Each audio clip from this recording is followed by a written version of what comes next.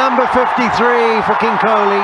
রাঁচির ঘোর কাটার আগেই ফের রায়পুরে উঠল কোহলি ঝড়। পরপর 2 ম্যাচে সেঞ্চুরি হাঁকিয়ে নজির গড়লেন বিরাট। Back to back সেঞ্চুরিতে Virat Kohli যেন স্পষ্ট বার্তা ছুঁয়ে দিলেন, তিনি ফুরিয়ে যাননি, বরং ফিরেছেন আগের চেয়েও ভয়ঙ্কর হয়ে। সাউথ আফ্রিকার বিরুদ্ধে করা এই সেঞ্চুরির পর কিংবদন্তি সচিন টেন্ডুলকারের 100টি সেঞ্চুরির মাইলফলক ছুঁতে আর কত বাকি তা নিয়ে আলোচনা শুরু হয়েছে।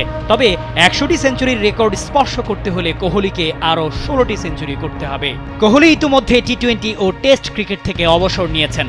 ফর্মে থাকা সত্ত্বেও সমালোচনা এড়াতে টেস্ট ও টি-20 থেকে অবসর নিয়েছেন কোহলি। ভক্তরা মনে করেন টেস্ট ক্রিকেট থেকে এত তাড়াতাড়ি অবসর না নিলে সচিন টেন্ডুলকারের 100টি সেঞ্চুরির মাইলফলক স্পর্শ কঠিন কিছু হতো না।